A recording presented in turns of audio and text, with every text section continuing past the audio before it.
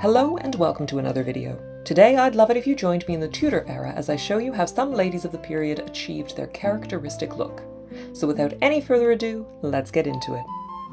The foundation of any outfit was the smock, which protected the outer layers from the wearer's skin, helping to keep these garments clean.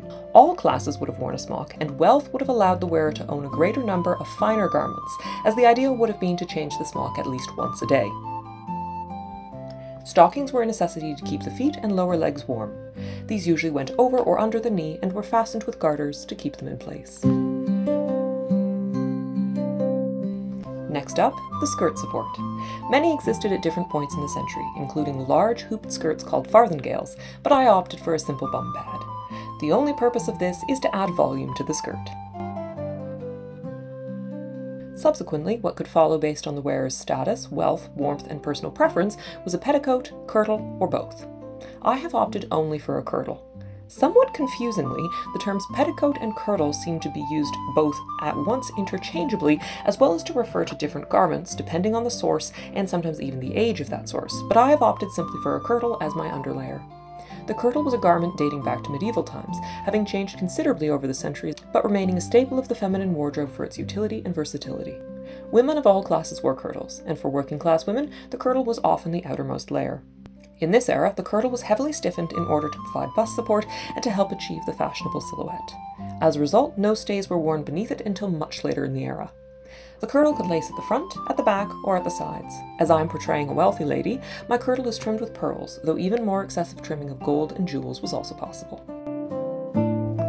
After this goes the forepart. This was an apron-shaped garment meant to mimic the effect of an underskirt. Additionally, foreparts could be made of extremely fine fabrics, with a plainer, and potentially less expensive, kirtle beneath. Next up, the gown. Gowns were the purview of the upper classes and were as lavish as the wearer could afford.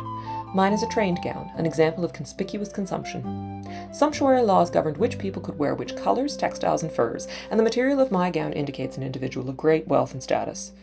Or at least that I'm pretending to be one. Gowns laced at the center front and had large sleeves that were folded back to reveal fine linings, usually of a contrasting material and sometimes even made of fur.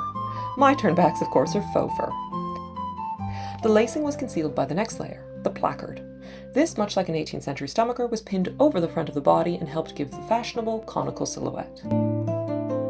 Foresleeves were added next. Like the forepart, these were meant to give the appearance of a very fancy underlayer without actually having to own such an underlayer. These tie on at the elbow and are quite silly if you ask me, but they're lots of fun. Necessary to any woman's wardrobe was a head covering.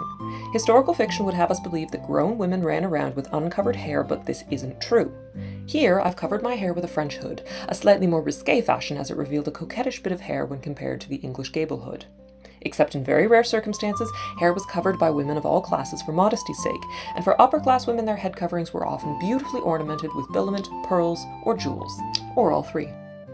More jewelry next. Ropes and ropes of pearls, rings, gold chains, brooches, and more could be worn. Jewelry was often religious in theme and, as expected, signaled the wearer's wealth. And that's it! Thank you so much for joining me today as I explored the English Renaissance. If you'd like to see how I made this gown, that video is linked down below. If you're interested in my other historical projects, please feel free to check out my channel or my socials.